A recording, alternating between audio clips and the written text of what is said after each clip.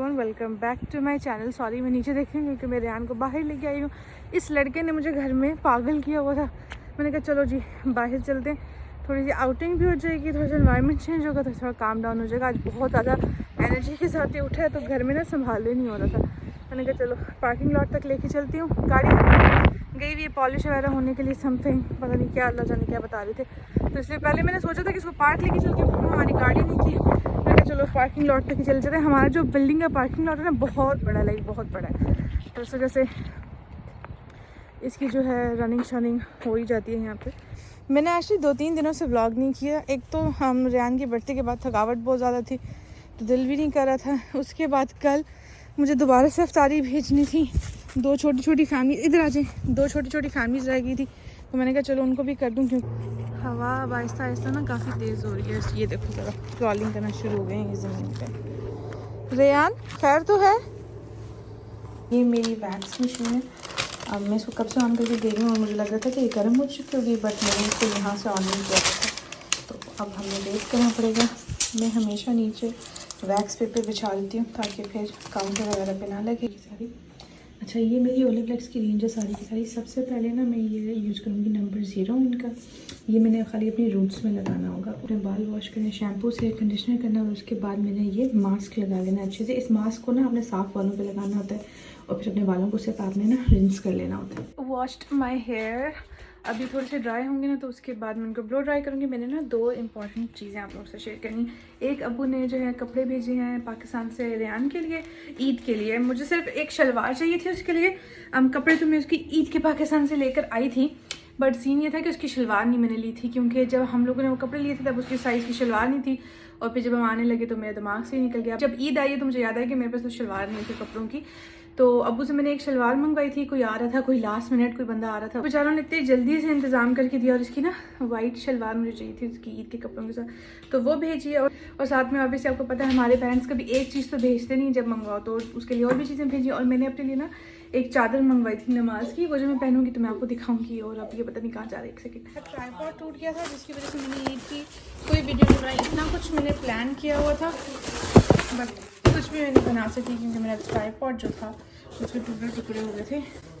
तो अब मैंने एक नई कंपनी से मंगवाया। जितना मर्जी मजबूत मंगवा लो यार, मैं सारी कंपनी ट्राई कर चुकी हूँ, टूट ही जाते हैं। अच्छा जी, तो ये हैं कपड़े रेहान के। ये शलवार मैंने मंगवाई थी, मुझे वाइट शलवार चाहिए थी रेहान के लिए, वो है।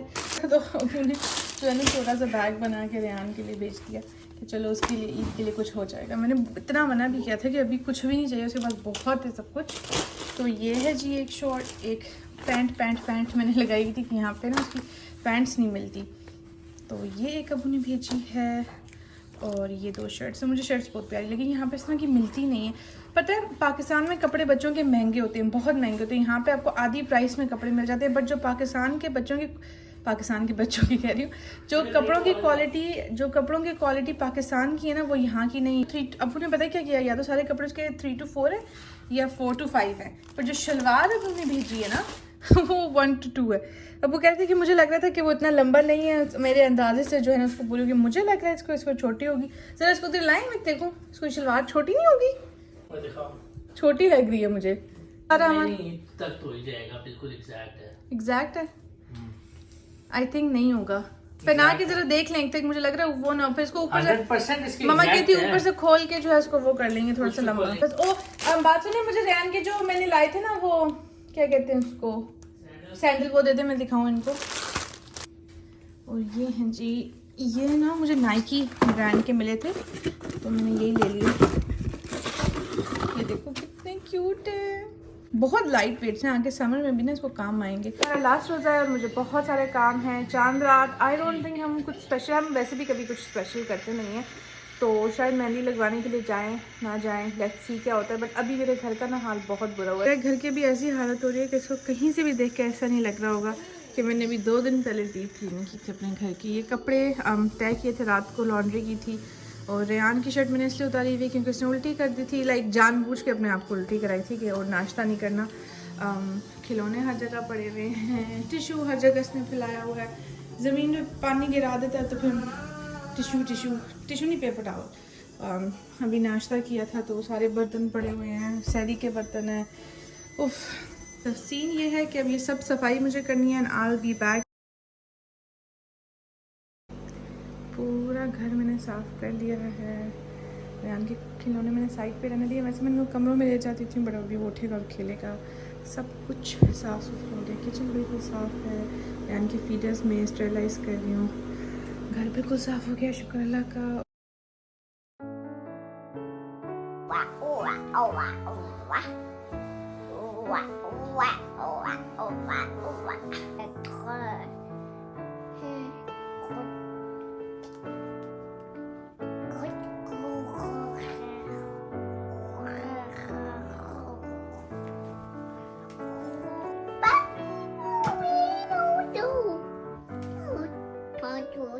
बट आज मैंने ना ऑर्गेनाइज़ करनी है सारी क्लोजेट्स, इनकी भी, रेहान की। ये ड्रॉर है, जो उसके कपड़े लटकाने वाले होते हैं वो मैं लटका देती हूँ, बट जो आम पहनने वाले या नए होते हैं वो मैं इसमें रखती हूँ। और उसकी 3 ड्रॉर्स में कपड़े और बाकी में उसकी बेड शीट्स और इस तरह की चीज़ें। तो यहाँ पर सारी सेटिंग हो चुकी है। यहाँ ऊपर सबसे पहले ड्रॉर में इसके रात के सोने वाले कपड़े होते हैं, और क्या। और ये है जी डोनेशन वाला पाइल। ये सारे कपड़े इसको छोटे हो गए हैं तो ये मैं डोनेट कर दूँगी। ये वाली 2 शर्ट्स मैंने निकाली थी कि मैं इस्त्री करके ना ड्रॉर में रखूँगी। ऐसे गुचड़ मुचड़ हुई हुई हैं तो वो मज़ा नहीं आएगा, ड्रॉर ख़राब होएगी। बेसिकली मेरी शू क्लोजेट स्लैश कोट हैंगिंग वाली जो क्लोजेट होती है ना, वो तो इसमें काफ़ी सारे जूते पड़े हुए हैं जो कि मैंने डोनेट कर देने हैं, और जो बहुत ख़राब हो गए हैं वो फेंक देने हैं। तो ये वाला काम भी आज मैं कर सोच रही हूँ, तो ये जल्दी करती हूँ। काफ़ी सारी डोनेशन हो गई है अलमारी से। ये सब जैकेट्स चली जाएंगी, मैं बस ना 10-15 दिन और इनको रखूँगी इन केस दोबारा ठंड हो जाए। बस यहाँ से अपनी जैकेट्स वगैरह भी मैंने सब डोनेट कर दी हैं। अलमारी बिल्कुल साफ़ सुथरी हो गई है। वैक्यूम भी रखा होता है, डायसन कंपनी के। आप लोग अक्सर पूछ रहे होते हैं ये कौन सा बहुत अच्छी चीज़ है। इसका जो डॉक है ना, जिस पर ये एडजस्ट हो जाता है, इससे यहाँ से ये निकलता नहीं है, फिक्स हो जाता है यहाँ पे। तो ये यहाँ पे लगा हुआ है। यहाँ पर मैंने पीछे अपना इस्त्री स्टैंड भी रखा हुआ है, जो कि मैं कभी कभार निकालती हूँ, बहुत कम निकालती हूँ। तो बस ये अलमारी भी ठीक हो गई है। ये भी एक बड़ा काम था जो मिशन कंप्लीट हो गया। साथ ही साथ मैंने अपने हस्बैंड और रेहान की क्लोजेट जो है ना, वो एक ही क्लोजेट है, तो वो सब मैंने ऑर्गेनाइज़ कर लिया। ये मेरा काफ़ी दिनों से मिशन था कि मैंने करनी है। मेरी एक बहुत अच्छी आदत समझ लो या बहुत बुरी आदत, मेरे हस्बैंड को तो बहुत अनोइंग लगती है कि मुझे बहुत उलझन होती है अगर मेरी अलमारी में ना जो हैंगर्स हैं वो हर किस्म के हों, लाइक डिफरेंट किस्म के हो। तो मुझे होता है कि एक ही किस्म के हैंगर्स हों। तो यहाँ पे ना आप देख सकते हैं कि मैंने सब कपड़े एक ही हैंगर की टाइप पे लगाए हुए हैं। सब पैंट्स मैंने सामने रखी हुई हैं। किसी दिन मैं अपना इस्त्री स्टैंड निकालूंगी और ये सब इस्त्री करके रखूँगी। और अब ये है रेहान की साइड। आप देख सकते हैं कि ये शर्ट्स इन हैंगर्स पे हैं, और जो पैंट्स क्योंकि हैवी होती हैं थोड़े मोटे वाले हैंगर्स पे। यहाँ पर कूड़ा जमा हुआ है जो हस्बैंड फेंकने जाएंगे। सब बॉक्सेस वगैरह है ना, वो मैंने इसमें नहीं डाले क्योंकि फिर इसमें से निकालने में मुश्किल हो जाती। और ये देखें, मैं आपको दूर से दिखाती हूँ। ये इतना बड़ा बैग है, नहीं वन कि आप लोगों को नज़र आ रहे कि नहीं, बहुत बड़ा बैग है ये। इसके अंदर सब कपड़े, चादरें वगैरह जो मैंने डोनेट करनी थी, कंबल जो मैंने डोनेट करने थे, हैंगर्स की तो मेरे पास ना, मतलब ये वाले हैंगर्स मेरे हस्बैंड ने ना शादी से पहले लिए हुए थे। ये प्लास्टिक के मुझे जहर से भी बुरे लगते हैं, तो ये मैं डोनेट कर रही हूँ। रेहान के छोटे वाले हैंगर्स से मुझे ज़रूरत नहीं है, तो वो सब जा रहा है डोनेशन में। तो ये पता नहीं उठा के कैसे लेके जाएंगे, खैर मेरा मसला नहीं है। सब कामों से फ़ारिग होने के बाद हम लोग मेहंदी लगवाने चले गए थे। मैंने ना किसी से अपॉइंटमेंट ली हुई थी, वैसे हम एक फ़ैमिली फ्रेंड से लगवाते होते हैं, बट इस साल हम लोगों ने कहा चलो यार किसी और को ट्राई करते हैं। तो इनका ऐड मैंने फ़ेसबुक पे देखा था, और ये अभी नई यहाँ पर मूव हुई है, इंडियन लड़की थी। और यहाँ पर मुझे बड़ी खुशी हो रही थी कि हम लोग मेहंदी लगवाने आए। कुछ थोड़ी बहुत पाकिस्तान वाली फील्स आ रही थी। शुक्र है मेरी बहन है, वरना अकेले जाके बिल्कुल मज़ा ना आता। एक हाथ पे मैं लगवा रही थी और फिर वेट कर रही थी, फिर सबा लगवा रही थी। यहाँ पे हमने खुरम को कॉल पे रखा हुआ था, वो हमें लेकर आया था और वेट कर रहा था बाहर, क्योंकि हम ऑब्वियसली नई जगह पर जा रहे थे पहली दफ़ा। तो आई थिंक कि जितना भी बंदा ख्याल रखे ना, बेशक हम लोग कनाडा में रहते हैं या सब सेफ़ है, सब कुछ है, बट आई थिंक अपनी तरफ से एहतियात इंसान को पूरी करनी चाहिए। तो बस हम लोगों ने कॉल पे रखा हुआ था कि यार just in case. I know कि एक्सट्रीम है, बट स्टिल यू नो हम लोग रात के 10:30-11 बज रहे थे, तो इस टाइम पर गए थे। मैंने कहा चलो थोड़ी बहुत एहतियात होनी चाहिए। यहाँ पर मैंने दोनों हाथों पे मेहंदी लग चुकी है और मुझे बहुत अच्छी लगी थी। हमारा भाई हमें लेकर आया था और ये यहाँ पे बेचारा हमारा इंतज़ार कर रहा था कि हम मेहंदी लगा कर आए। ऐसे भाई नसीबों से ही मिलते हैं। थैंक यू खुरम, गुस्सा नहीं करना हम पे। तो मैं घर वापस आ चुकी हूँ और साथ में अपने लिए ना मैगी बना रही हूँ क्योंकि मुझे बहुत भूख लगी है। अफ्तारी में थोड़ा बहुत खाया था, ज़्यादा नहीं खाया था। अपने घर की भी सफाई की भी थी, थकावट थी, फिर ऑब्वियसली सबा के साथ जाके मम्मा की तरफ में मदद करानी पड़ी। छोटा सा ना मेरा आज़ादी एक्सप्रेस से ये पैकेज आया हुआ था, मैंने कहा आप लोगों के साथ शेयर करूँ। तो खैर ये हैं जी झुमके जो मैंने मंगवाए थे, कितने प्यारे।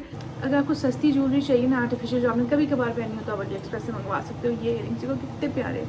मेरे पास वाइट में नहीं थे कोई भी झुमके, और ये काफ़ी सारे आउटफिट्स के साथ आप पहन सकते हो, स्पेशली समर्स में, स्प्रिंग में। तो मैंने ना सिर्फ गोल्ड टीके बनवाए थे। मैं हमेशा गोल्ड टीके ही बनवाती हूँ, बेलों वाली मेहंदी इतनी अच्छी नहीं लगती है। तो मैंने बस सिंपल से गोल्ड टीके बनवाए हैं। अब हम इस ब्लॉग को रैप अप करते हैं। अगर आपको वीडियो अच्छी लगी तो आप लोगों ने क्या करना है, लाइक करना है, सब्सक्राइब करना है और कमेंट भी लिखना है अच्छा सा नीचे, और बेल आइकन को भी दबा देना ताकि आपको नोटिफिकेशन मिले every time I post. Thank you for watching guys, अल्लाह हाफिज़।